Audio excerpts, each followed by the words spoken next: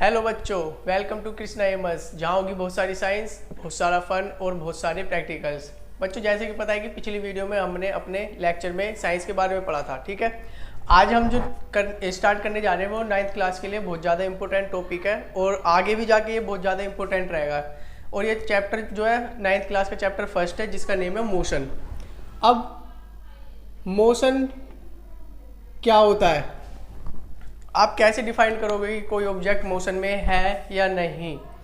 तो इसको जानने के लिए सबसे पहले मोशन से पहले मैं दो चीज़ें बताना चाहूँगा। अब मोशन है तो मोशन के बारे में किसने बताया था ये भी पता होना चाहिए आपको। मोशन के बारे में जो सबसे पहले बताया था वो न्यूटन ने बताया था, आइजैक न्यूटन ने। ठीक है, तो मोशन को जानने से पहले दो वस्तुएं यानी दो ऑब्जेक्ट के बारे में पता होना चाहिए। तो सबसे पहले जो मैं बताने जा रहा हूँ उन ऑब्जेक्टों के बारे में ही बताने जाऊँगा। ठीक है, तो जो वो दो ऑब्जेक्ट है उसमें पहला आता है स्टेशनरी ऑब्जेक्ट। क्या आता है? Stationary object. अब स्टेशनरी ऑब्जेक्ट होता है एक, और एक दूसरा होता है non stationary object. Non stationary object. अब स्टेशनरी ऑब्जेक्ट और नॉन स्टेशनरी ऑब्जेक्ट ये होते क्या है? स्टेशनरी ऑब्जेक्ट ऐसे ऑब्जेक्ट जो अपनी पोजीशन को चेंज नहीं करते हैं, और नॉन स्टेशनरी जो चेंज कर देते हैं। ठीक है, तो मैं इसको हिंदी में बोलते हैं स्थिर वस्तुएं। हिंदी में बोलते हैं इसको स्थिर वस्तु, और इसको बोलते हैं अस्थिर वस्तु।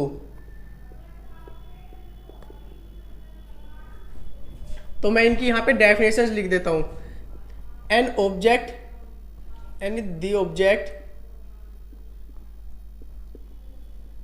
doesn't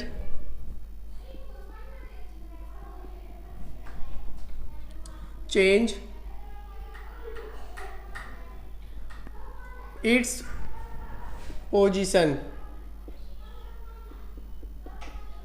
यानी वे ऑब्जेक्ट जो अपनी पोजीशन को चेंज नहीं करते वो क्या कहलाएंगे? हमारे स्टेशनरी। यानी वे वस्तु जो अपनी स्थिति नहीं बदलते हैं।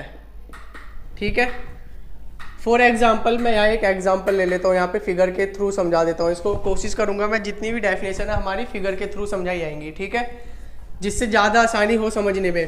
सपोज हमारे पास यहाँ पर एक ऑब्जेक्ट है और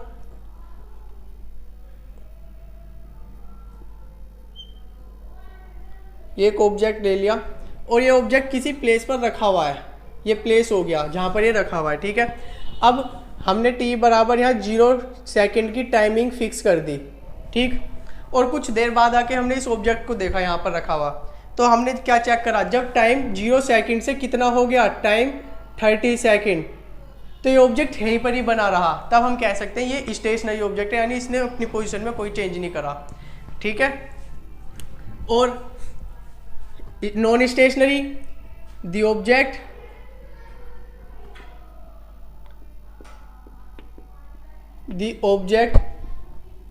चेंज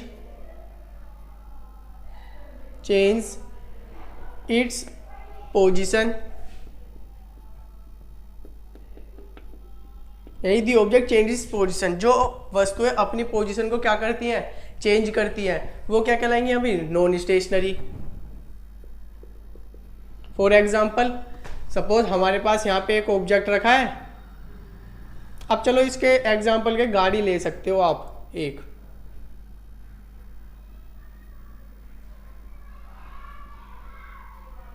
गाड़ी ले रहे हैं हम एग्जाम्पल के लिए, और ये सड़क पर चल रही है। ठीक है, और यहाँ टाइम बराबर 0 सेकेंड लगा देते हैं और थोड़ी देर बाद देखते हैं क्या कि ये गाड़ी, मान लो इसकी जो पोजीशन है वो A है, और ये यहाँ से यहाँ पर आ गई चलकर।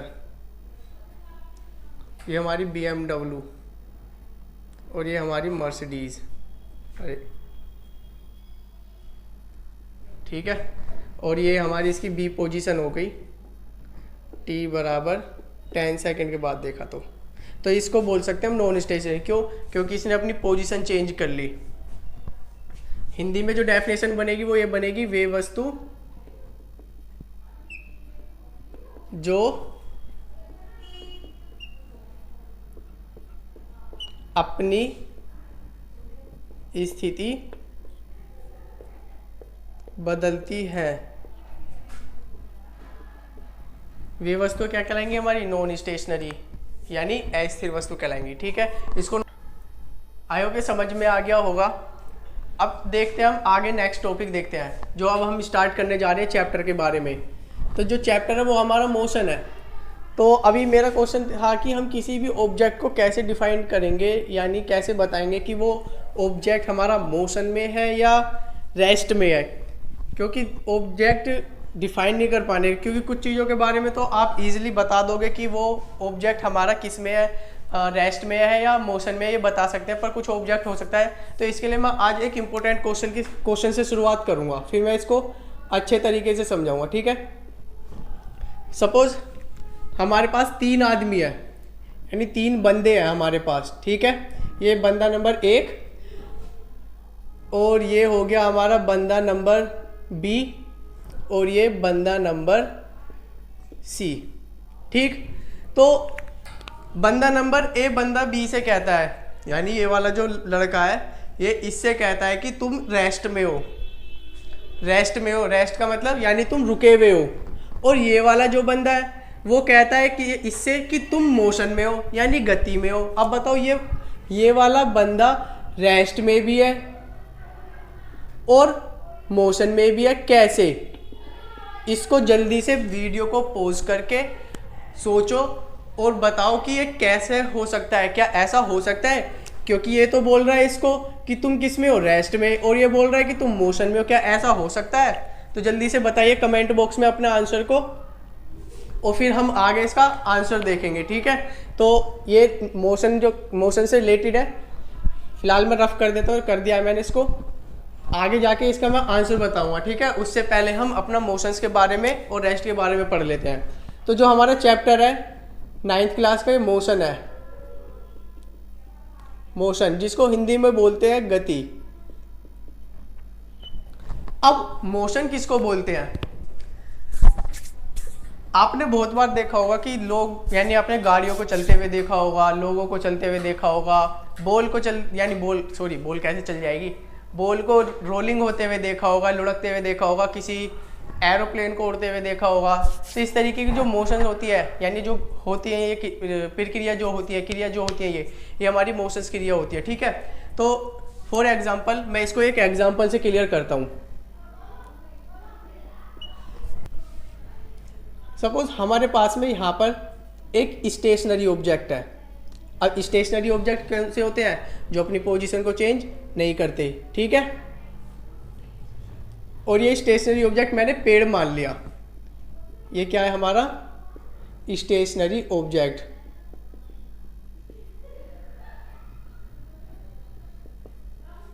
ठीक है, और इससे x डिस्टेंस पर, यानी x डिस्टेंस पर एक ऑब्जेक्ट रखा है। ऑब्जेक्ट में क्या है बना लेते हैं, चलो यहाँ पर हम बना लेते हैं बॉल। बॉल छोड़ो, हम एक ऑब्जेक्ट ऐसे ही मान लेते हैं। ठीक है,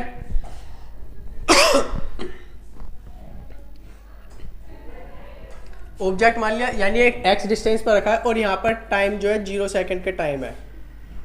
तो ये इसकी फर्स्ट पोजीशन है। अब थोड़ी देर बाद हम आके देखेंगे, यानी अब चले जाते हैं, थोड़ी देर बाद आके देखेंगे इसको क्या होता है इसके साथ।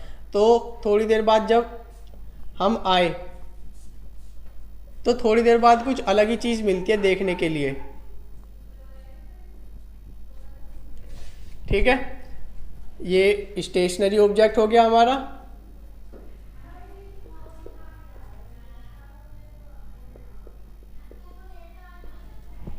और थोड़ी देर बाद देखा हमने क्या कि भैया ऑब्जेक्ट ने अपनी पोजीशन चेंज कर दी और टाइमिंग भी लगी।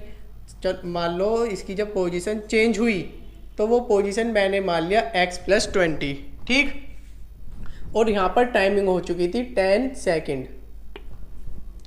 तो यानी इसने क्या करा, ये जो स्टेशनरी ऑब्जेक्ट था ये तो फिक्स रहा, पर हमने जहाँ ऑब्जेक्ट छोड़ी थी वो वहाँ पर ना रह के उसने अपनी पोजीशन को चेंज कर लिया टाइम के रेस्पेक्ट में। यानी टाइम कितना था 0 सेकंड और कितना हो गया 10 सेकंड। तब जब 0 थी डिस्टेंस कितनी थी इनके बीच की x, और जब जैसे 10 सेकंड के बाद हमने देखा क्या करा, पोजीशन के बीच यानी जो स्टेशनरी ऑब्जेक्ट है और जो दूसरा ऑब्जेक्ट है, ये जो दूसरा ऑब्जेक्ट है इसको हम बोलेंगे non stationery.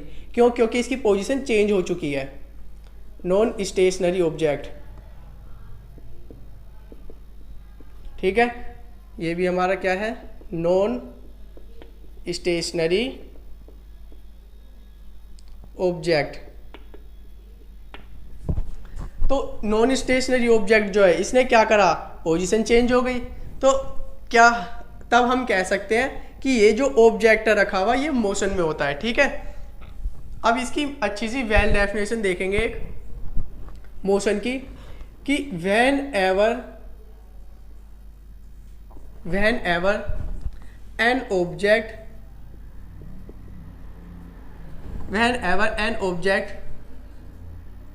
changing its position with respect to stationary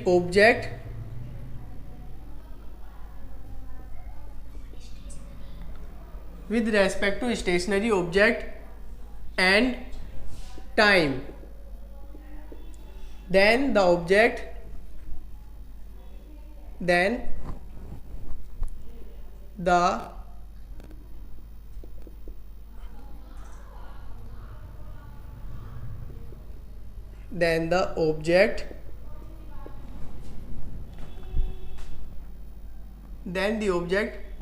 in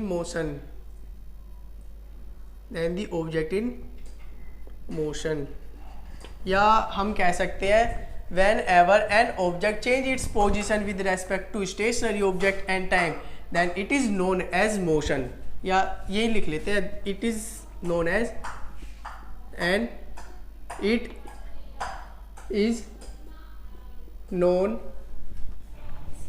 as motion. अगर मैं इसकी हिंदी में डेफिनेशन लिखूं तो हिंदी में जो डेफिनेशन बनेगी वो हमारी ये बनेगी, जब कोई वस्तु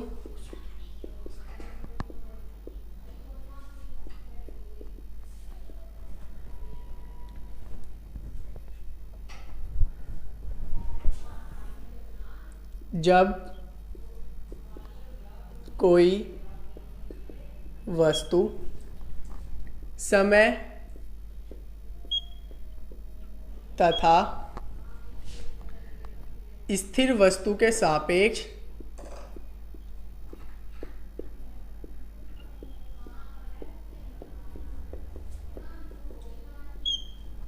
अपनी स्थिति में परिवर्तन करती है, तब वह वस्तु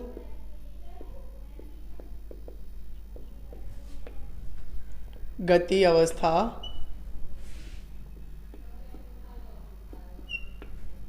में कहलाती है, ठीक है। तो देखो मोशन को अब हम एक छोटे से प्रैक्टिकल यानी एक ऑब्जेक्ट के द्वारा देखेंगे, ठीक है।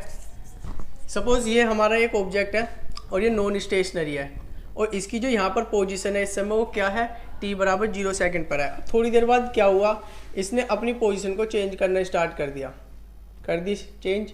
तो चेंज अब पहले कहाँ पर था, यहाँ पर था, और यहाँ से कहाँ पहुँच गया बी पोजीशन पर, और यहाँ तक जाने में इसको टाइम भी लगा। तो क्या करा इसने, टाइम के रेस्पेक्ट में और स्टेशनरी ऑब्जेक्ट के रेस्पेक्ट में इसने अपनी पोजीशन को चेंज कर लिया। जो इसके पीछे का ये बोर्ड दिख रहा है आपको, ये एक नॉन स्टेशनरी यानी स्टेशनरी ऑब्जेक्ट की तरह वर्क करेगा। तब इस केस में जो ये मेरे हाथ में जो ऑब्जेक्ट रखा हुआ है ये आपको मोशन में लगेगा इस तरीके से, ठीक है। तो इस तरीके से हम डिफाइन कर पाएंगे कि कौन सा ऑब्जेक्ट मोशन में होता है और कौन सा रेस्ट में होता है। अब जो नेक्स्ट डेफिनेशन है वो हमारी रेस्ट की है, ठीक है। ये एग्जांपल रखेंगे, डेफिनेशन भी यही रहने वाली है। तो मैं बस हेडिंग चेंज कर देता हूँ, ठीक है, क्योंकि डेफिनेशन में भी बस थोड़ा सा ही चेंज होगा और इसमें भी।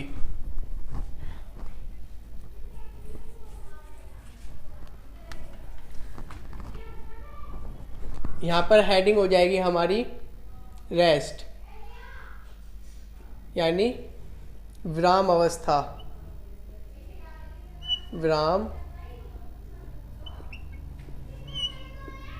अवस्था।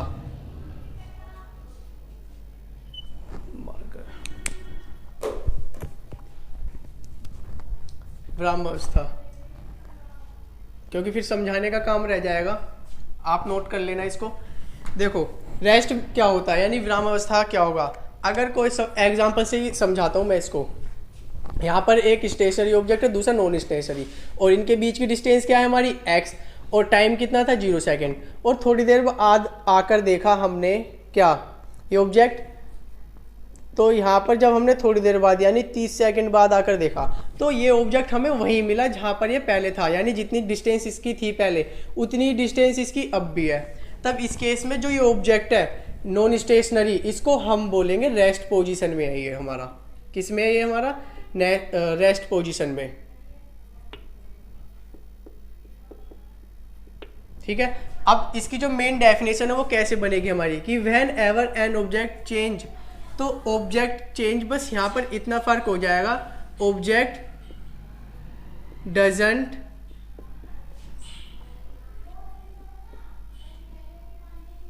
चेंज इट्स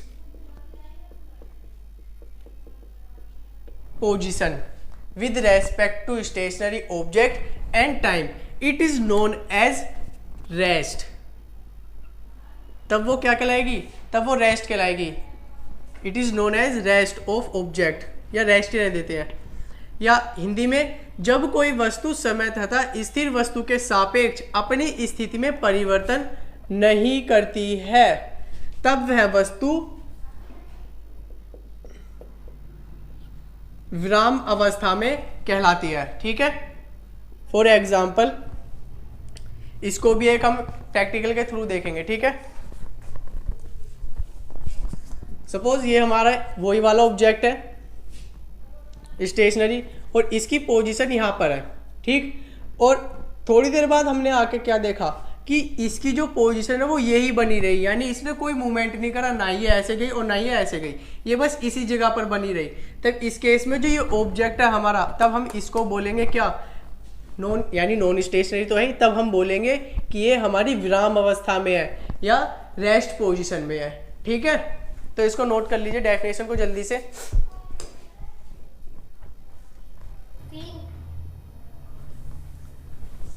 रेस्ट पोजीशन कर लीजिए इसे।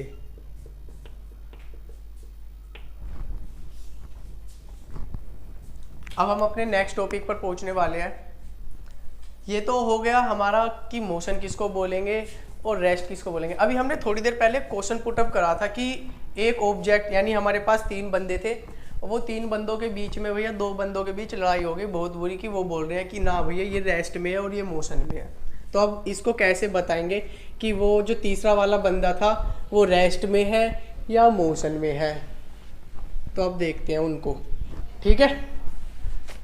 बहुत इंटरेस्टिंग क्वेश्चन है, वो बहुत बार पूछ लिया जाता है, तो इसमें कन्फ्यूजन बन जाती है कि भैया कैसे पता करें कि कौन सा वो ऑब्जेक्ट हमारा रेस्ट में होगा या उसमें होगा। तो मैं तीनों बंदों को बना लेता हूँ।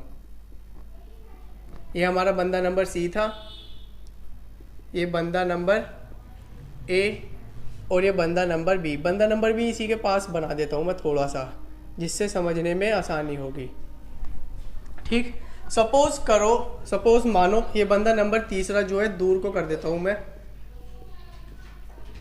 और सपोज मान लो कि ये जो 2 बंदे हैं ये किसी बस में या ट्रेन में बैठे हुए हैं, तो मैं बना देता हूँ उसको। ठीक है भाई। अब ये पूरे तो दिखेंगे नहीं इस बस के अंदर, बस ही बना देता हूँ मैं इसको। तो इसका इतना एरिया हमने कर दिया गायब।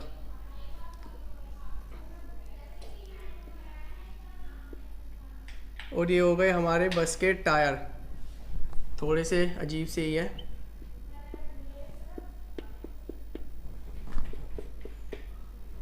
ये बन गए टायर। और ये है बस की विंडो, इसको बी सी को यहाँ लिख देते हैं। ये बंदा नंबर सी और ये बंदा नंबर बी।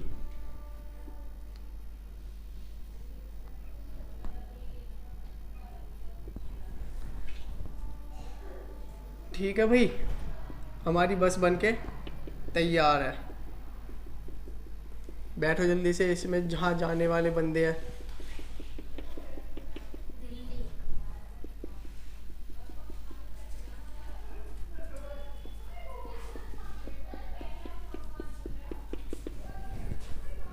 ठीक है, मैं इनको एक बार और सही से कर दूं जिससे सही से दिख जाएंगे।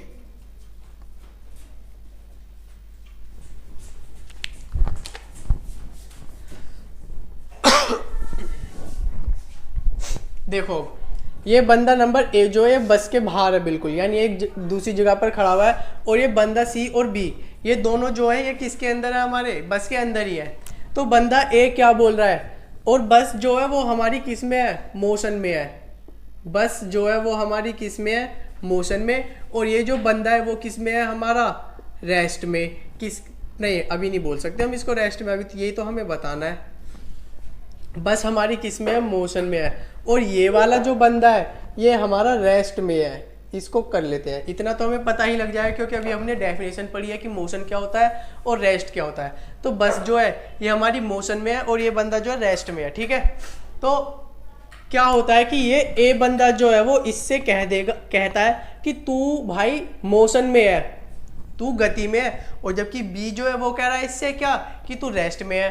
तब देखो क्या हुआ, तो इसमें क्या हुआ, जब आप किसी भी ऑब्जेक्ट को, यानी जो यहाँ पर बंदा है सी, ये इसके लिए गति अवस्था में है। क्यों?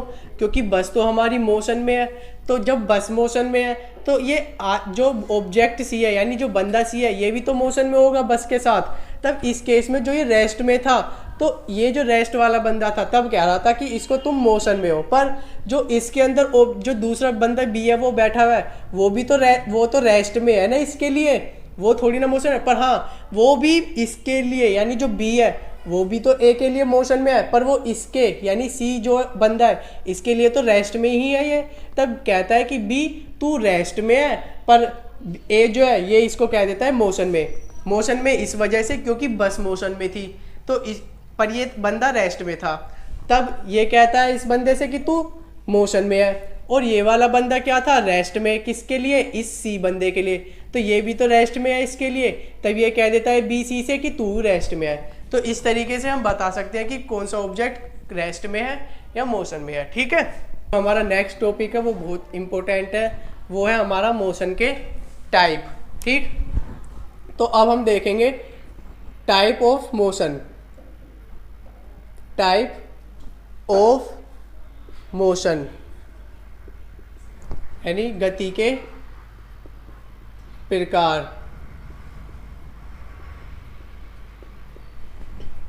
गति के प्रकार देखेंगे अब। तो गति के जो प्रकार है वो बहुत सारे टाइप के प्रकार हैं। ठीक है, तो इनमें से हम कुछ प्रकारों को पढ़ने जा रहे हैं, जिसमें मैं नंबर 1 बात करूंगा रेक्टिलिनियर मोशन। रेक्टिलिनियर मोशन या और हम कह सकते हैं motion in a straight line. Motion in a straight line, Hindi में बोलेंगे इसको सरल रेखा में गति। क्या बोलेंगे इसको? सरल रेखा में गति बोलेंगे। अब motion in straight line rectilinear motion क्या होता है? देखो, जितने भी टाइप हमारे आने वाले हैं उन सभी में मोशन होगा। तो इन सभी को याद करने से पहले मोशन की डेफिनेशन याद होनी बहुत जरूरी है। अगर मोशन की डेफिनेशन याद है फिर हमें बस इतना, इन सभी टाइप में सिर्फ इतना याद रखना पड़ेगा कि इसमें कंडीशन क्या होती है।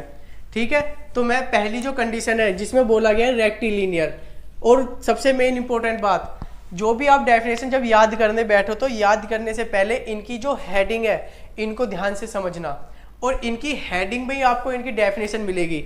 जैसे मैं बात करूं, ये तो कंप्लीट ही नहीं लिखी लाइन, स्ट्रेट लाइन। जैसे ये बात रेक्टिलिनियर और यहाँ पर लिखा हुआ है स्ट्रेट लाइन और यहाँ पर लिखा हुआ है सरल रेखा। ठीक है, ये लिखा हुआ है। तो ये जो हेडिंग है motion in a straight line, इनकी डेफिनेशन इनकी हेडिंग में ही लिखा हुआ है कि जो भी मोशन होगा वो हमारा कैसा होगा, एक स्ट्रेट लाइन में होगा, यानी सीधी रेखा में होगा। तो जो सीधी रेखा में होगा वही तो कहलाएगा हमारा रेक्टिलिनियर मोशन या सरल रेखा में गति। तो इसकी एक जो अच्छी सी डेफिनेशन है, या प्रैक्टिकल भी अभी मैं दिखाऊंगा, तो जो वेल डेफिनेशन वही बनेगी कि जब कोई वस्तु, यानी जब कोई वस्तु एक सीधी रेखा में, यानी जब कोई वस्तु एक सीधी रेखा में समय के सापेक्ष या स्थिर वस्तु के सापेक्ष अपनी स्थिति में परिवर्तन करती है, तो वो क्या कहलाएगी हमारी, वो हमारी कहलाएगी सरल रेखा में गति या रेक्टिलिनियर मोशन। या इंग्लिश की जो डेफिनेशन मैं लिख देता हूं पहले इनको, कि when an object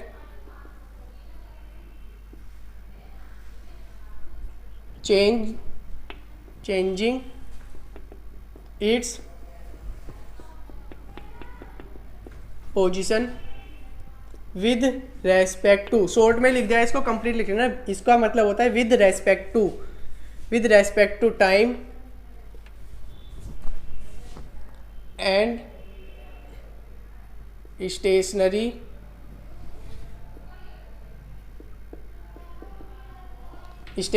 object along in straight line, along a straight line.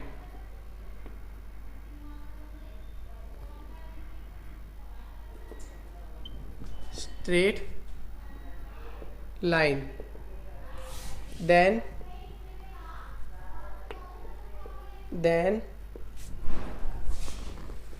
the motion is known as rectilinear motion, तब वो हमारी रेक्टिलिनियर मोशन कहलाएगी। ठीक है,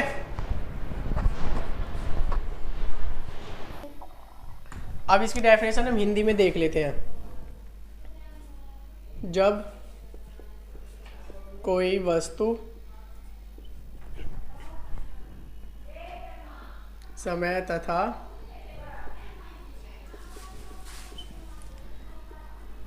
स्थिर वस्तु के सापेक्ष, जब कोई वस्तु समय तथा स्थिर वस्तु के सापेक्ष एक सरल रेखा में, सरल या हम बोल सकते हैं सीधी रेखा में, या सरल रेखा अच्छी होगी, सरल रेखा में गति करती है,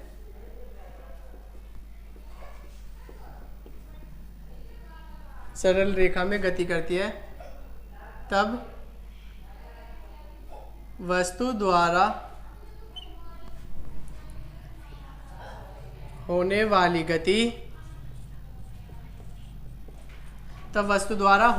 गति, सरल रेखा में गति कहलाती है, सरल रेखा में गति कहलाती है।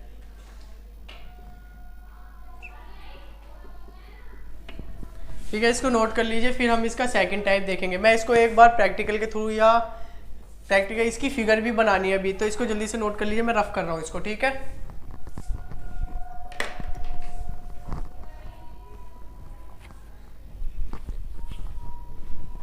इसको हम एक एग्जाम्पल के थ्रू समझेंगे अच्छे से, सरल रेखा में कैसे है। और इसका जो एग्जाम्पल है हम ले सकते हैं, सड़क पर चलती गाड़ी, सड़क पर चलती गड्डी, ऐसे भी लिख लो पंजाबी लैंग्वेज। तो सड़क पर चलती गाड़ियाँ लिखेंगे, गड्डियाँ। ठीक है, तो देखो अब इसकी एक फिगर देख लेते हैं, छोटी सी अच्छी सी। ठीक है, सपोज ये हमारी एक सीधी सड़क है, सड़क तो सीधी ही होंगी, और इस पर गाड़ी चल रही है हमारी,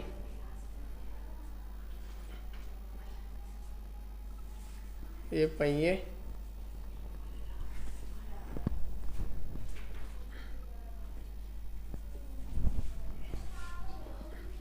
और इसकी ये ए पोजीशन, और यहाँ पर टाइमिंग है हमारी बच्चा लोग t बराबर 0 सेकंड के, और यहाँ पर डिस्टेंस कितनी मानते हैं, डिस्टेंस लेके चलते हैं हम 0, ठीक है, 0 ही लेके चलते हैं, इनिशियल पॉइंट है हमारा प्रारंभिक बिंदु।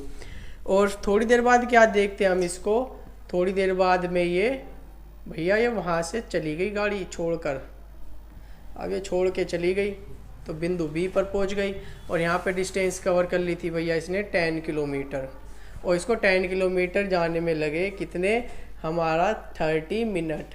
30 मिनट तो बहुत, चलो हाँ 30 मिनट तो सही है, ठीक है। तो हम अब देखो ये जो सड़क गई, सॉरी सड़क कह रहा हूँ मैं, ये गाड़ी एक सीधी रेखा में ही तो मोशन करेगी। अब ये थोड़ी ना है कि सड़क पर ये हमारी ऐसे चली जाएगी लहरती हुई, ऐसे थोड़ी ना लहरेगी गाड़ी, और लहरेगी तो भैया दरअसल पता है फिर क्या होगा इसके साथ। तो सीधी इस तरीके का जो मोशन होगा ऑब्जेक्ट के द्वारा वो क्या होगा, एक सरल रेखा में होगा, ठीक है। मैं एक दिखा देता हूँ इसको। सपोज ये मेरे पास बॉल है, अब ये ऊपर लटकी हुई है। अब देखो मोशन चाहे हमारा इस तरीके से हो सीधी रेखा में, इस तरीके से, उससे कोई मतलब नहीं, पर होना चाहिए वो एक सीधी रेखा में, ठीक है। तो देखो मेरे पास एक बॉल है, अगर इसको मैं अगर ऐसे छोड़ू तो सीधी रेखा में नीचे आया, सीधी रेखा में नीचे आ रहा है ना, तो तब इसके बॉल के द्वारा यानी जो ऑब्जेक्ट है इसके द्वारा होने वाला जो मोशन है वो कैसा होगा, एक सरल रेखा में। अगर मैं इस धागे को खींचूं तो एक सीधी रेखा में ऊपर चला गया, और ढीला छोड़ूं, अरे तो छूट गया, अगर इसको मैं ऐसे छोड़ूं तो ये एक सीधी रेखा में नीचे आए ना, तो इसके द्वारा होने वाला इस तरीके का जो मोशन हो रहा है ये हमारा कैसा कहलाएगा, एक सरल रेखा में गति कहलाएगी, ठीक है। तो देखो बच्चों, अब हम बच्चा लोग बात करेंगे किसकी, सेकंड टाइप की बात करेंगे, जिसका नेम है ट्रांसलेटरी मोशन। क्या नेम है, ट्रांसलेटरी मोशन, जिसको हम हिंदी में बोलते हैं प्रतिस्थापन गति। ट्रांसलेट का मतलब, ट्रांसलेशन का मतलब होता है प्रतिस्थापन करना, प्रतिस्थापन गति। अब प्रतिस्थापित का मतलब क्या होता है, सबसे पहले इसका मीनिंग पता होना चाहिए, ठीक है, मीनिंग पता होना चाहिए इसके बारे में। ट्रांसलेशन प्रतिस्थापन का मतलब होता है पार्टिकल का एक जगह से दूसरी जगह पर जाना, वो हमारा ट्रांसलेटरी मोशन कहलाएगा, ठीक है। तो देखो सपोज इसका एक एग्जांपल देख लेते हैं, इसकी डेफिनेशन खास आने की नहीं है तो उसको लिखने की जरूरत नहीं, बस इसको समझ लेते हैं हम, ठीक। ट्रांसलेटरी मोशन किसको बोलेंगे, सपोज एक हमारे पास ऑब्जेक्ट है यहाँ पर, जिसकी जो आपको लिखाने वाली डेफिनेशन होगी मैं उनको लिखवा भी दूंगा, ठीक है। ये हमारे पास दो ऑब्जेक्ट है, और इस ऑब्जेक्ट जो ऑब्जेक्ट है ये हमारे एक छोटे छोटे पार्टिकल से मिलकर बने हुए होते हैं, तो पता ही होगा सब लोगों को। तो मैं इनके छोटे छोटे पार्टिकल बना देता हूँ, ये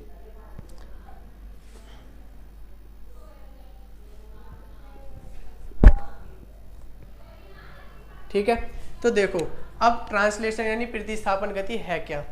प्रतिस्थापन का मतलब होता है किसी भी एक यानी पार्टिकलों का एक जगह से दूसरी जगह पर जाना। सपोज ये ऑब्जेक्ट में पार्टिकल भरे हुए हैं, तो क्या होगा, ये पार्टिकल आके, अब ये ऐसा नहीं है कि ये आके अपनी जगह चेंज करेगा, जहाँ पर ये है वहीं पर जाना चाहिए ये हमारा। तो ये क्या करेगा, पार्टिकल अपना यहाँ से उठकर इस जगह पर आ जाएगा, तो ये अपना जगह घेर लेगा। इसके पीछे वाला वो यहाँ के ले लेगा, इससे पीछे वाला वो यहाँ आ जाएगा, इससे पीछे वाला इस तरीके से। तो इस तरीके का जो मोशन होता है जिसमें पार्टिकल क्या कर रहे हैं, अपनी जगह को चेंज कर रहे हैं, तब इस तरीके का होने वाला जो मोशन है वो हमारा क्या कहलाएगा, हमारा कहलाएगा वो ट्रांसलेटरी मोशन यानी प्रतिस्थापन गति कहलाएगी, ठीक है। तो ये सारे जो पार्टिकल है इस तरीके से ही आकर अपनी जगह घेर लेंगे। इसकी डेफिनेशन लिखने की ज़्यादा जरूरत नहीं है वैसे, क्योंकि ये इतनी पूछी हुई जाने की नहीं है सिलेबस में, पर इनके बारे में पता होनी चाहिए कि ट्रांसलेटरी मोशन क्या होता है, प्रतिस्थापन गति क्या होती है। तो प्रतिस्थापन में क्या होता है, पार्टिकल जो एक जगह से दूसरी जगह पर आ जाते हैं ऑब्जेक्ट के, या किसी भी ऑब्जेक्ट ले लो या किसी भी पिंड, हिंदी में पिंड बोलते हैं, ठीक है। अब इसका हम थर्ड टाइप देखेंगे। थर्ड टाइप मैं बात करूंगा सर्कुलर मोशन की। थर्ड टाइप जो होगा वो होगा हमारा सर्कुलर मोशन, जिसको हिंदी में बोलते हैं वृत्तीय गति। अब डेफिनेशन जो है इसके हेडिंग में छिपी हुई है, यानी मोशन तो हो रहा है, मोशन भी पता है आपको क्या होता है मोशन, और मोशन जो होगा इस बार कैसा होगा, वृत्तीय होगा, यानी एक सर्कुलर पाथ पर होगा। एक एग्जांपल देखो फिर मैं इसकी डेफिनेशन बताता हूँ, ठीक है। सपोज कोई ऑब्जेक्ट है, और इस ऑब्जेक्ट यानी ये ऑब्जेक्ट है ये, और इस ऑब्जेक्ट के द्वारा होने वाली गति अगर एक सर्कुलर यानी सर्किल पाथ पर यानी एक वृत्तीय पथ पर होती है इस तरीके की गति, तो इस ऑब्जेक्ट के द्वारा होने वाली पथ की जो गति है तब इस केस में इस ऑब्जेक्ट के द्वारा होने वाली जो गति है वो कैसी होगी हमारी, वो होगी हमारी वृत्तीय गति होगी। यानी वो मोशन कैसा होना चाहिए, वो मोशन हमारा एक वृत्तीय पथ पर होना चाहिए। देखो मैं इसका एक फिर से प्रैक्टिकल दिखाता हूँ कैसे होगा। सपोज ये मैंने हालांकि बांध रखा है, अब बांध रखा है तो कुछ रेडियस तो है ही इसकी, ठीक है, रेडियस पे होगा। तो जैसे ही मैं इसको घुमाना स्टार्ट करूंगा तो ये जो पिंड है, ये जो ऑब्जेक्ट है, ये हमारा एक सर्कुलर यानी एक वृत्तीय पथ पर गति करेगा, इससे बाहर जा ही नहीं पाने का। ये देखो अगर मैं इसको ऐसे घुमाऊंगा तो ये एक सर्कुलर पाथ पर ही घूमता जा रहा है, ठीक है, इससे ना ही ऊपर नीचे हो रहा। तो इस तरीके का जो मोशन होता है ये हमारा कैसा होगा, ये हमारा होगा भैया कैसा, एक वृत्तीय पथ की गति होगी यानी वृत्तीय गति कहलाएगी। तो सर्कुलर मोशन, तो इसकी एक अच्छी डेफिनेशन देख लेते हैं अब हम कि when an object moves in a circular path with uniform speed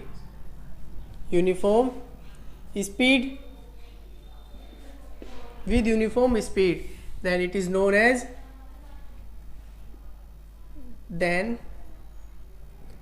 the motion of an object is circular motion।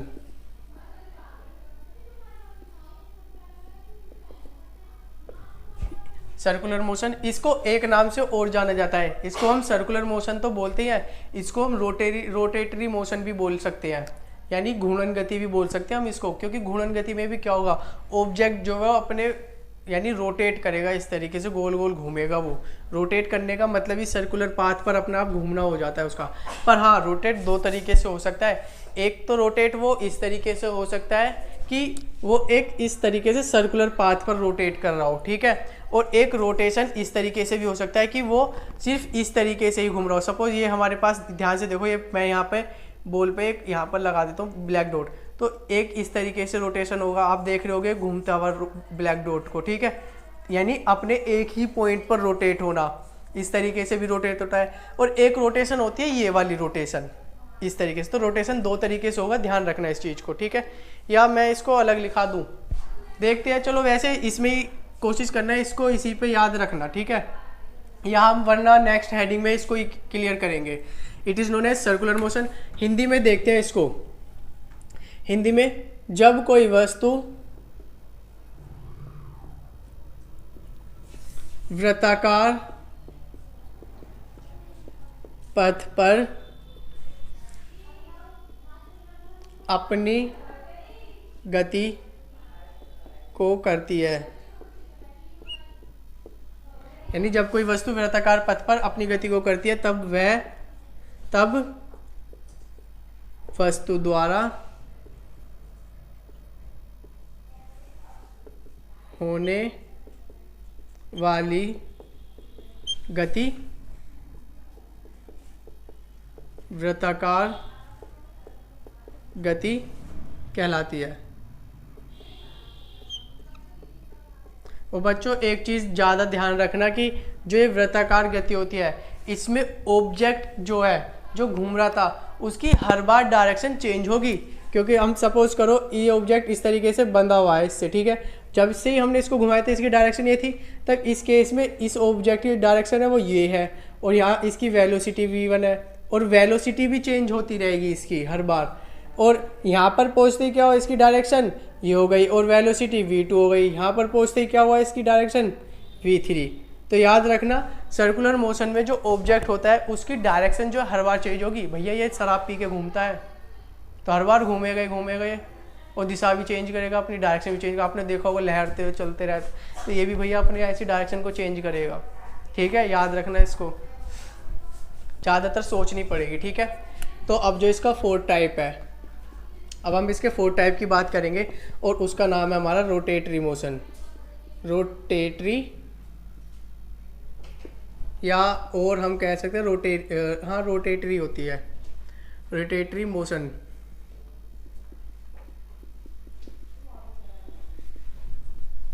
Hindi में बोलते हैं इसको घूर्णन गति। इसको समझ लेते हैं क्योंकि इसकी भी डेफिनेशन सर्कुलर पाथ वाली जो डेफिनेशन थी उसी की तरह है, ठीक है। बस इसको ध्यान से समझेंगे। इसमें जो रोटेट होता है वो 2 तरीके से होगा, घूर्णन गति 2 प्रकार से होगी।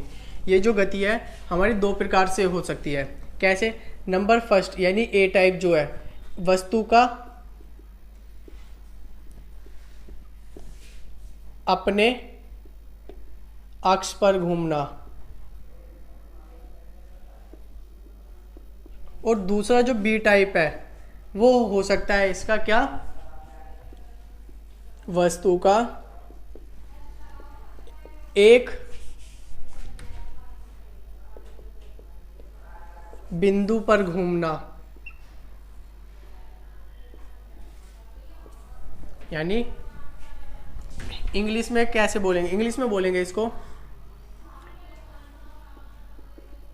Rotation of object, rotation of object its axis, its an axis, नहीं object, rotation of objects on its axis. और यहाँ पर हम बोल देंगे rotation of objects on a point, on its point, ठीक है। अब देखो ये बस याद रखना है, इसकी डेफिनेशन जो है वो वृत्ताकार पथ वाली जो गति थी, जो डेफिनेशन थी उसी की तरह है इसकी डेफिनेशन। मैं इसको समझा देता हूँ। अब वस्तु का अपनी अक्ष पर घूमना, अभी जो हमने सर्कुलर मोशन देखा था वो ही हमारा, यानी इसका जो एग्जाम्पल हम ले सकते हैं और सर्कुलर पाथ वाले में जो एग्जाम्पल ले सकते हैं वो एग्जाम्पल हम ये ले सकते हैं कि पृथ्वी का सूर्य के चारों तरफ गति करना,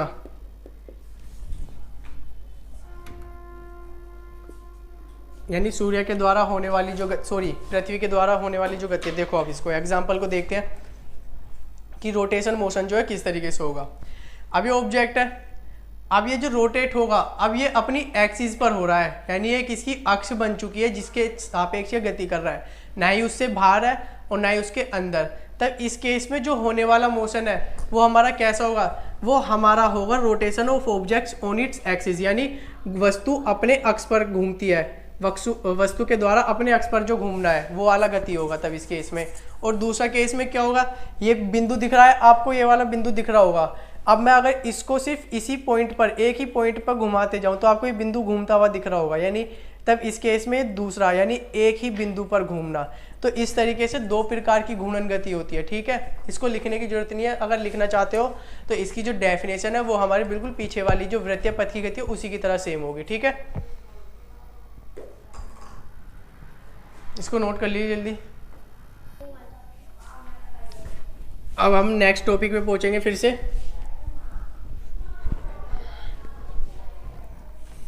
नेक्स्ट जो टाइप है, टाइप नंबर 5th या 4th, 5th है, जो भी पॉइंट हो। टाइप नंबर जो नेक्स्ट है वो होगा हमारा ऑक्सीलेटरी मोशन, ऑक्सीलेटरी मोशन, या हम इसको बोल सकते हैं vibrating motion, vibrating motion. Hindi में ऑक्सीलेटरी को बोलते हैं दोलन गति, दोलन गति, और वाइब्रेटिंग को बोलते हैं कंपन गति, कंपन गति, ठीक है। अब ऑक्सीलेटरी मोशन और वाइब्रेटिंग मोशन किसको बोलते हैं? ऑक्सीलेटरी आपने देखा होगा घड़ी की, आपने घड़ी का पेंडुलम देखा है? अगर घड़ी का पेंडुलम देखा होगा तो वो इस तरीके से मोशन करता है, यानी किसी वस्तु के द्वारा एक ही बिंदु के इधर उधर गति करना ऑक्सीलेटरी मोशन होता है। फॉर एग्जांपल ये हमारा फिक्स है, ठीक है, और मैं क्या करूँ, इसको अगर थोड़ा सा इधर ले जाऊँ तो क्या होगा, ये एक सेकंड मैं इसका इनिशियल पॉइंट बना देता हूँ जहाँ पर ये है, ये वाला, ठीक है। तो ये क्या होगा, इस बिंदु से मैं इधर ले गया इसको, तो ये क्या करेगा, इस बिंदु के दोनों तरफ गति कर रहा है अपनी। तो इस प्रकार का जो मोशन होता है वो हमारा ऑक्सीलेटरी मोशन होता है। वाइब्रेटिंग में क्या होता है, आपने घर पे पिटाई खाई होगी मम्मी के हाथों से चिमटे से, तो बहुत जब देखा होगा तो चिमटे से क्या देखा होगा, जैसे ही हम चिमटे को, यानी चिमटे के टाइप के एग्जाम्पल ऐसे, अगर उसको हम हल्का से ऐसे मारे तो वो क्या होता है, वो इस बिंदु के दोनों तरफ इस तरीके से लाइनिंग की वाइब्रेटिंग होती चली जाती है, यानी ऐसे हो जाता है वो इस तरीके से वाइब्रेटिंग में। तो इस तरीके की जो वाइब्रेटिंग जो कंपन होती है, यानी जो गति होती है, वो हमारी कंपन गति कहलाती है, ठीक है। इनकी जो डेफिनेशन है, अब हम इनकी डेफिनेशन अच्छी सी एक डेफिनेशन लिख लेते हैं। तो अब हम नेक्स्ट टॉपिक ऑक्सीलेटरी मोशन, दोलन गति के बारे में। ऑक्सीलेटरी मोशन यानी दोलन गति, वाइब्रेटिंग मोशन, कंपन गति देखते हैं। अब इसकी डेफिनेशन देखते हैं अच्छी से, ठीक है।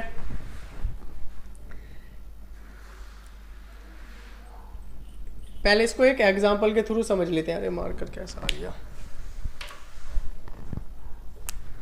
सपोज ये हमारा एक फिक्स पॉइंट, यानी एक हमारा फिक्स पॉइंट की दीवार है और इससे हमने एक ऑब्जेक्ट को बांध दिया, ठीक है, गोल बना लेता हूँ। अब ये जो पोजीशन है इसकी, अब ये जो पोजीशन है वो है इसकी मीन पोजीशन। कैसी? मीन पोजीशन है। अब इस केस में क्या होगा, मैं इसको थोड़ा सा इधर की तरफ खींच लेता हूँ, तो इसलिए यहाँ पर आ गया ऑब्जेक्ट, यानी यहाँ से आ गया। और अब मैं इसको यहाँ से जैसे ही छोड़ूंगा तो ये क्या करेगा, ये यहाँ से इधर जाएगा, इधर जाएगा, और ये बार बार अपनी पोजीशन को ऐसे जाके रिपीट करता रहेगा इस तरीके से, रिपीट करता रहेगा। तो इस तरीके का जो मोशन होगा इस ऑब्जेक्ट के द्वारा, वो हमारा कैसा होगा, वो हमारा ऑक्सीलेटरी मोशन होगा। तो अब इसकी हम एक अच्छी सी डेफिनेशन देखेंगे, ठीक है।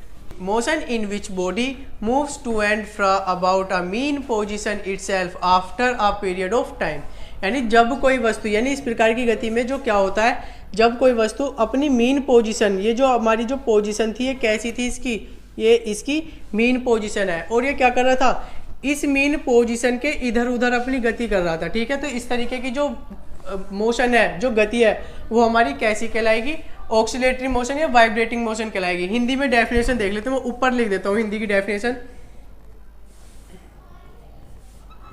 हिंदी वाली डेफिनेशन यहाँ से नोट कर लीजिए, या मैं इसको रफ कर रहा हूँ, हिंदी में लिख देता हूँ मैं इसकी डेफिनेशन। जब कोई वस्तु अपनी साम्यावस्था के इधर उधर गति करता है, तब वस्तु द्वारा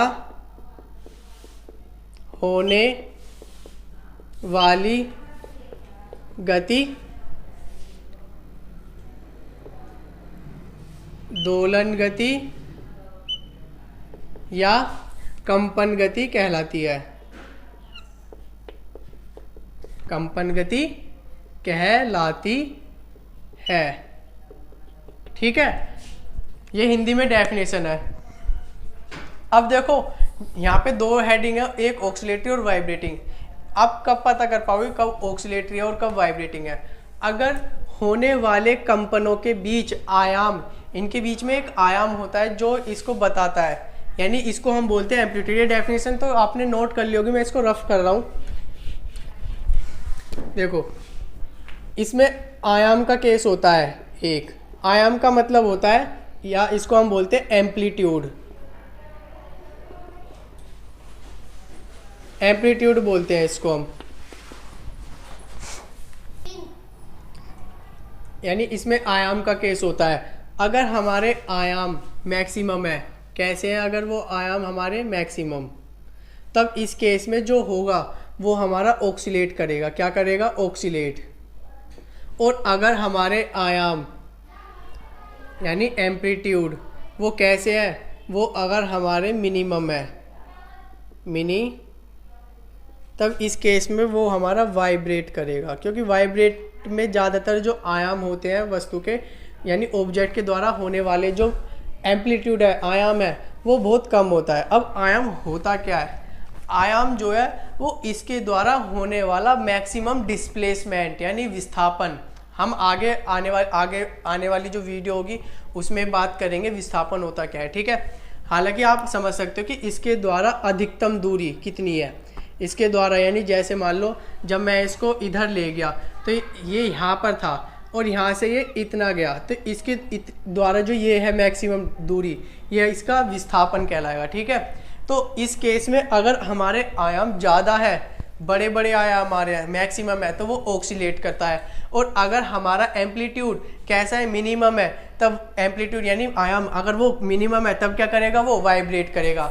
जैसे घड़ी का जो पेंडुलम होता है वो हमारा ऑक्सीलेट करता है इस तरीके से, क्योंकि उसके जो आयाम होते हैं मैक्सिमम होते हैं, और भी ज़्यादा हो सकते हैं अगर उसको बाहर निकाल ले तो। अब कम, अगर आप किसी चिमटे को ऐसे मारोगे तो उसके द्वारा जो वाइब्रेटिंग होती है वो एक लिमिट में, लिमिट की तरह ही होती है, यानी नॉर्मली लिमिट के बाहर होने पर तो वो मुड़ जाएगी ऑब्जेक्ट, तब उस केस में उसके द्वारा वो वाइब्रेट होगी, ठीक है। अब हम बात करते हैं इसके नेक्स्ट टाइप की।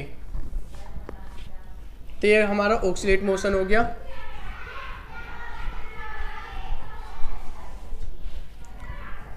अब देखो दो टाइप का मोशन और है, यानी जिसकी मैं अब बात करूंगा 6,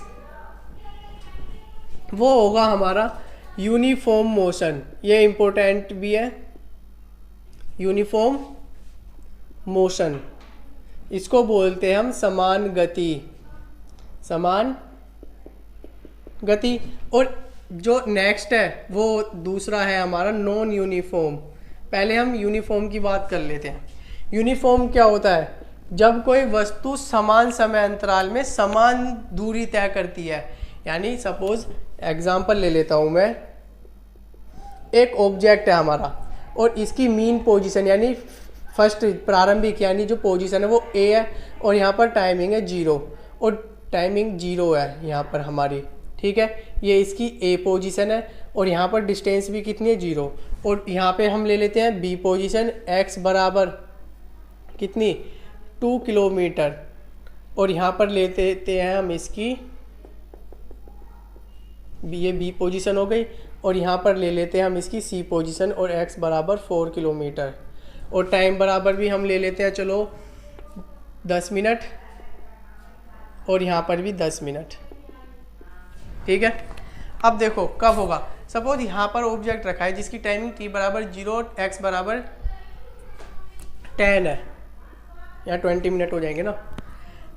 तो देखो अब इसकी ये इनिशियल पोजीशन है, प्रारंभिक बिंदु है, तब क्या हुआ? 10 मिनट बाद ये 2 किलोमीटर चली जाती है, यानी ऑब्जेक्ट यहाँ से 10 मिनट बाद 2 किलोमीटर आगे आ जाता है। और फिर नेक्स्ट 10 मिनट में यानी कुल मिला के 20 मिनट हो जाएंगे, यानी अगले 10 मिनट में ये फिर से कितना? 2 किलोमीटर आ जाता है। तो यानी टाइमिंग देखो इन दोनों के बीच कितनी है? 10 मिनट। और फिर नेक्स्ट इन दोनों के बीच में टाइमिंग कितनी है? 10 मिनट। और यहाँ पर डिस्टेंस कितनी कवर कर रहा है ये? 2 किलोमीटर। और यहाँ पर भी डिस्टेंस कितनी कवर करी इसने? 2 किलोमीटर। तो कुल मिला के इसने सेम टाइम में सेम डिस्टेंस कवर करी है। तब इस केस में जो मोशन हो रहा है इसके द्वारा, ऑब्जेक्ट के द्वारा, वो हमारा कैसा हो रहा है? यूनिफॉर्म मोशन, ठीक है ना। तो देखो डेफिनेशन कि when an object change its position, when an object change its position, when an object change its position in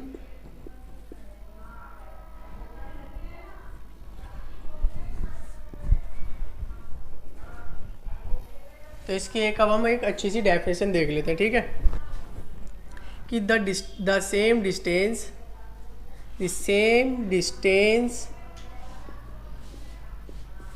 cover the same distance covers by an object in same time period. The same distance covers by an object in same time period. It is known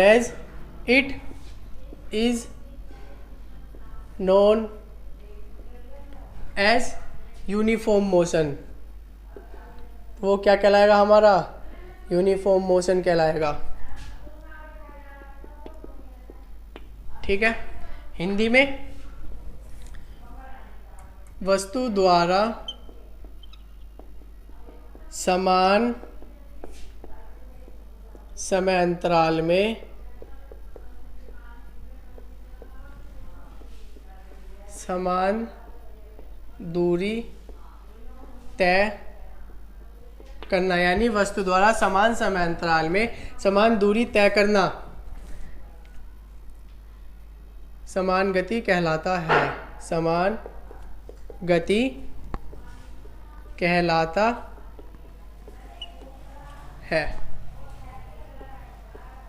ठीक है, इसको note कर लो जल्दी से. फिर इसका हम एक ग्राफ देखते हैं अच्छा सा. मैं इसको रफ कर रहा हूँ.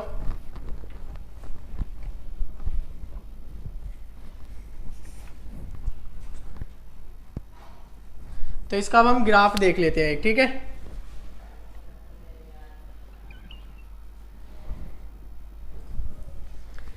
यहाँ पर हम ले लेते हैं टाइम और यहाँ पर ले लेते हैं हम डिस्टेंस x और टाइम हमारा t. ठीक,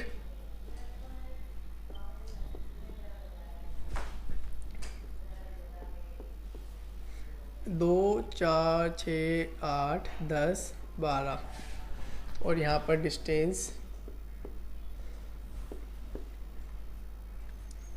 कितनी ले लेते हैं? हम ले लेते हैं 4, 6, 8, 12, 16, 20 इस तरीके से ले लेते हैं. ठीक है, तो देखो ये पहले 2 सेकंड में, यानी यहाँ से स्टार्टिंग के 2 मिनट का टाइम ले लिया. टाइम जो है हमारा मिनट में ले लेते हैं, टाइम मिनट में, और जो डिस्टेंस है वो x हमारी रहेगी मीटर में.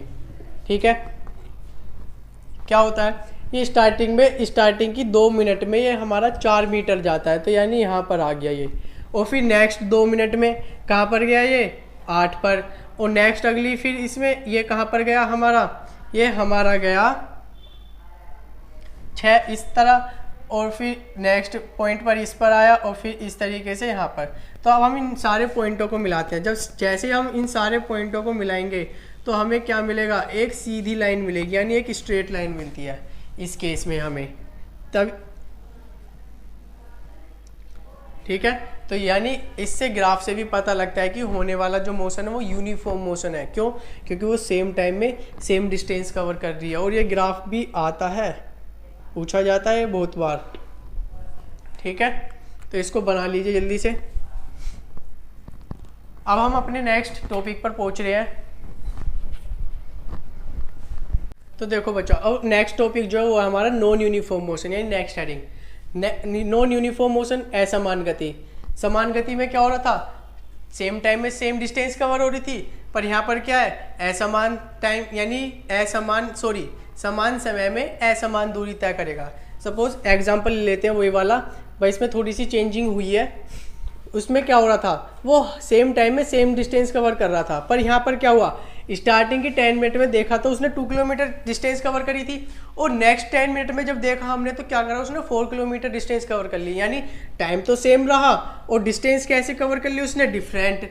तब इस केस में जो मोशन हुआ उसके द्वारा वो कैसा हुआ? नॉन यूनिफॉर्म मोशन हुआ. ठीक है, तो अब हम यहाँ पर एक इसकी डेफिनेशन देख लेते हैं. द डिस्टेंस यहाँ पे लिखते हैं the different distance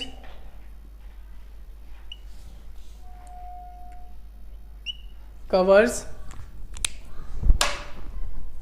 the different distance covers by an object in same time then it is known as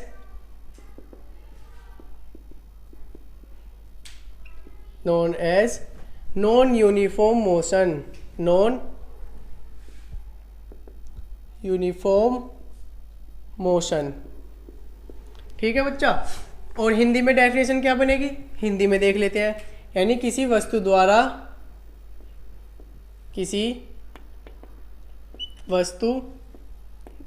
द्वारा समान समय में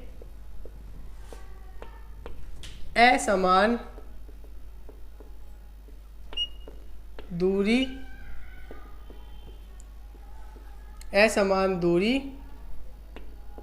तय करना। यानी किसी वस्तु द्वारा समान समय में असमान दूरी तय करना असमान गति कहलाता है। असमान गति कहलाता है, ठीक है। अब इसका हम एक ग्राफ देख लेते हैं अच्छा सा, ठीक है। मैं इसको रफ कर रहा हूँ और रफ नोट कर लिया होगा आपने।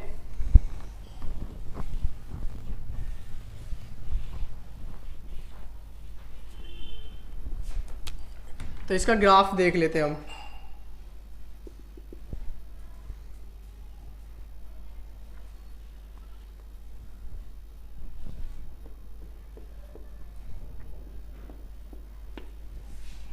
यहाँ पे 2, यहाँ पर हमारा चल रहा था टाइमिंग t बराबर, अब क्यों हो रहा है, वो हमारा कैसा मोशन होगा, वो हमारा नॉन यूनिफॉर्म मोशन होगा। अब जो यूनिफॉर्म मोशन था उसमें तो हमें एक स्ट्रेट लाइन मिली, पर नॉन यूनिफॉर्म मोशन जो है उसमें हमें क्या मिल रहा है, उसमें हमें मिल रहा है एक यानी कर्व मिल रहा है। तब इस केस में हम बोलेंगे जो मोशन हो रहा है ऑब्जेक्ट के द्वारा वो हमारा कैसा मोशन है, वो हमारा नॉन यूनिफॉर्म मोशन है, ठीक है। I hope you will like the video and thank you for the watching for this video.